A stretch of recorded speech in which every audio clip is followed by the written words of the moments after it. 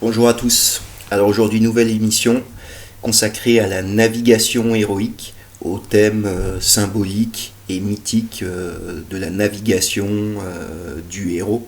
Donc là, vraiment, on retrouve cet archétype dans toutes les traditions humaines, hein, qui sont bien sûr toutes des rayons, des reflets de la seule et unique tradition, avec un grand T, qui n'est pas de ce monde. Alors ce petit audio, ça sera un complément à la vidéo précédente sur le chemin vertical, car bien sûr, cette navigation héroïque, il faut la prendre dans un sens transcendant, avec une symbolique d'ascension et d'élévation de l'âme, et plus qu'une navigation horizontale sur quelconque plan d'eau. Voilà, donc je vais le répéter comme toujours. Donc tous les mythes de navigation héroïque s'inscrivent dans la doctrine cosmologique des trois mondes. Donc pour tous les peuples traditionnels, le cosmos, la manifestation cosmique, est divisé en trois étages. Donc bien sûr le premier monde, c'est notre rive terrestre. Donc c'est le monde matériel sensible, la manifestation grossière. Ensuite, le deuxième monde, c'est les eaux. Alors ces eaux, bien sûr, c'est le psychisme. Dans toutes les traditions, dès que vous voyez le symbolisme de l'eau, on a le monde psychique, le deuxième monde, le monde subtil, la manifestation subtile, le mundus imaginalis de Henri Corbin. Donc ce deuxième monde correspond donc à la pensée, la mens, disaient les anciens. Donc ça va être notre imagination subjective, nos humeurs changeantes, nos différentes passions, sensations, ressentis, on va dire même la raison, c'est-à-dire tout ce qui concerne le psychisme et le cerveau. Et enfin, le troisième monde, donc c'est la rive à atteindre, donc c'est l'île imaginaire, je reviendrai dessus. Donc ça c'est le troisième monde, c'est le royaume de Dieu, la fameuse terre céleste platonicienne. Donc c'est la manifestation informelle. Donc c'est les grands archétypes, les noms divins, les attributs divins, le bien, le beau, le juste, etc. Et donc dans les mythes, ça sera représenté donc par l'île des bienheureux ou l'île des saints. Donc c'est une image bien sûr du paradis, de l'âge d'or, du monde spirituel. C'est les îles fortunées de l'Antiquité, la terre des immortels, c'est Avalon des légendes celtiques. Il y a l'île verte des soufis et des moines rénants. On a aussi l'île des fleurs aussi de l'hindouisme, et on retrouve aussi ce concept chez les pygmées qui disent que les âmes défuntes rejoignent une île occidentale appelée l'île des fleurs. Donc c'est bien sûr la terre pure, c'est la fameuse grotte d'Ithaque, ou le jardin des Hespérides, enfin tout Colchide aussi avec Jason.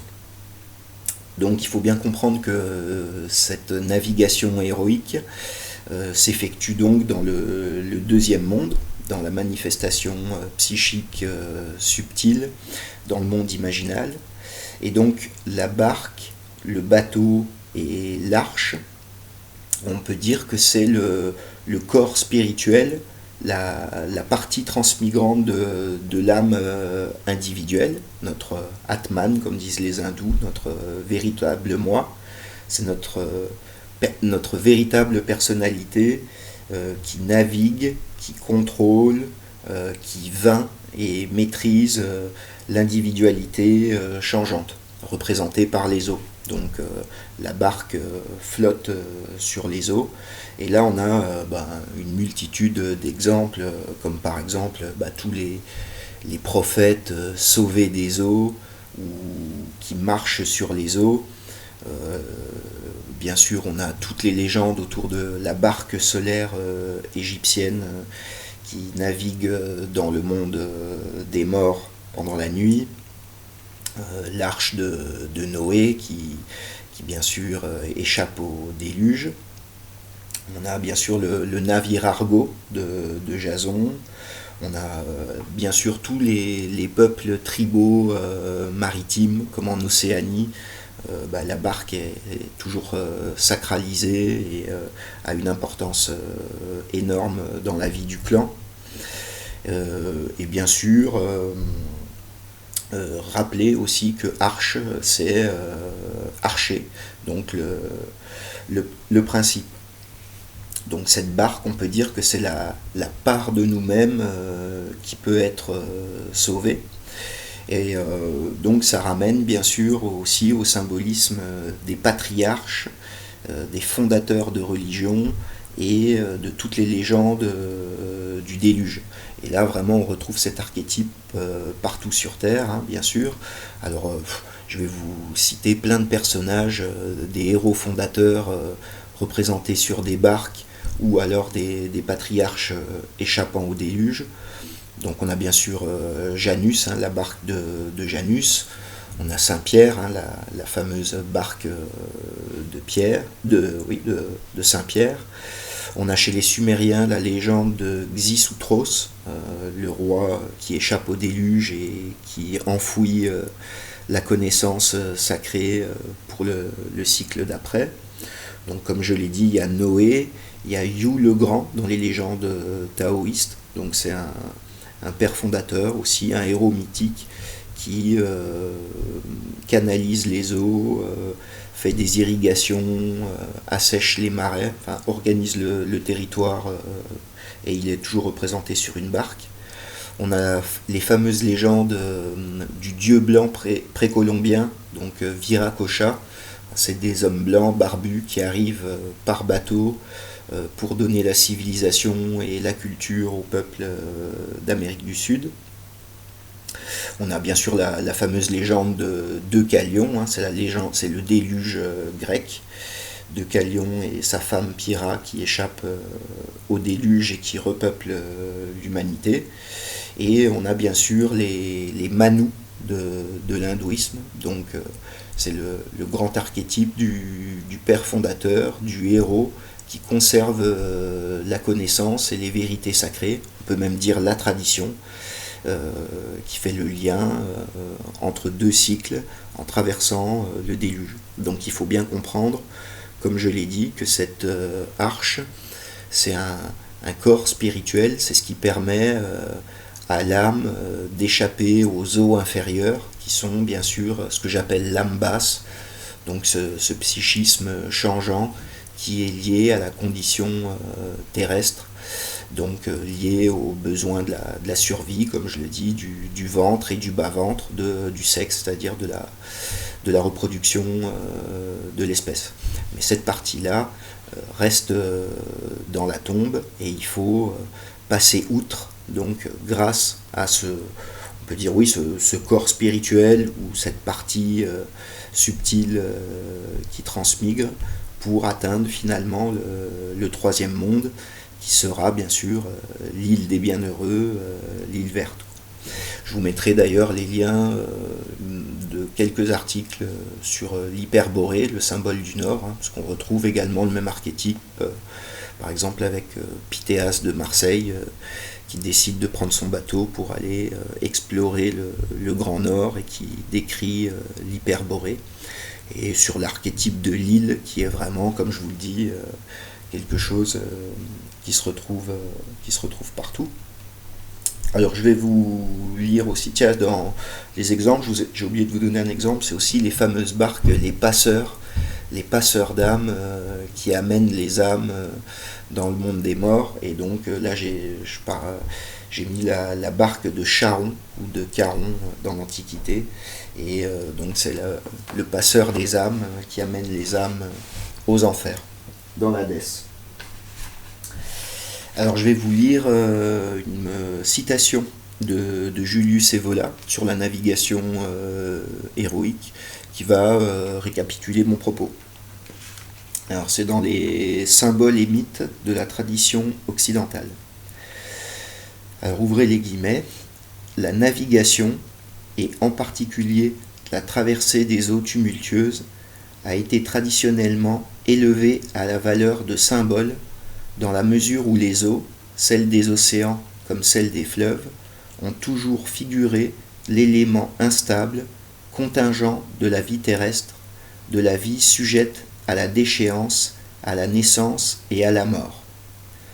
Laisser la terre ferme, prendre le large, affronter intrépidement les courants ou la haute mer, naviguer, en somme, apparaissait comme l'acte épique par excellence, non dans le sens immédiat, mais dans le sens spirituel. Le navigateur est donc l'homologue du héros et de l'initié, le synonyme de celui qui, abandonnant le simple vivre, veut ardemment un plus que vivre, un état supérieur à la caducité et à la passion. Voilà. Donc le héros navigateur, c'est celui qui maîtrise les eaux.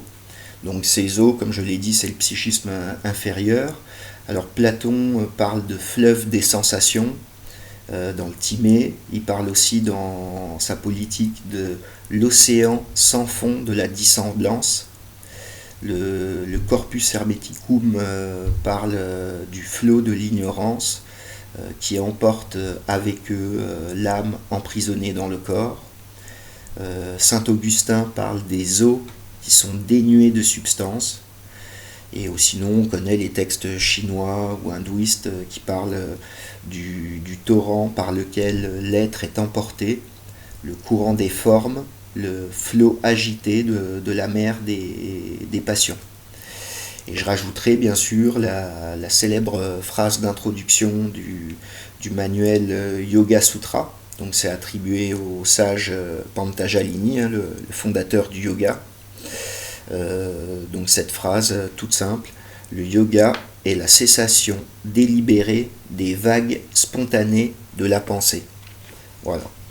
Donc le héros, il maîtrise cette âme basse pour rejoindre la stabilité du monde spirituel qui est bien sûr le paradis, la terre céleste, le royaume de Dieu, et qui est l'origine première de l'âme humaine selon toutes les traditions. Alors aujourd'hui, bien sûr, on a une horizontalisation. Si la navigation héroïque, c'est un voyage vertical, nous, la navigation n'est plus qu'horizontale. Ça évoque l'impérialisme marchand, la pollution des mers. On peut penser au 8e continent, c'est un continent fait de déchets. Voilà. J'ai noté aussi l'importance du lien horizontal qu'est l'argent, la monnaie. Et monnaie, c'est moneta. Ça vient de Junon Moneta et c'est la barque. Donc voilà, c'est encore une barque horizontale. On peut penser aussi au célèbre tableau de Brandt qui s'appelle la nef des fous. On est dans la nef des fous à notre époque. Et j'ai noté quand même que la navigation peut revêtir quand même quelques points positifs. Au niveau par exemple sportif ou pour la lutte contre les éléments, et finalement des gens comme par exemple Tabarly, Cousteau ou Kersozon, on peut presque dire que c'est les derniers héros et explorateurs modernes. Voilà, donc j'en ai fini pour cette petite vidéo sur la navigation héroïque. On pourrait en parler des heures car je vous dis les exemples sont multiples. Donc n'hésitez pas à rajouter des commentaires. Pouce bleu, abonnez-vous. Je vous mets le lien du blog du Tipeee. Je vous mettrai aussi quelques liens d'articles sur le symbolisme de l'île et du continent nordique, de l'Hyperborée. Et aussi pour vous dire que d'ici quelques jours, je vais poster une discussion avec Tiki Viracocha sur la géographie sacrée et la solidification du monde. Donc je pense que ça sera une discussion d'1h30, 2 heures, je pense. On va prendre notre temps pour parler de ça. Et Je pense que ça va vous intéresser. Voilà, allez, je vous dis à bientôt.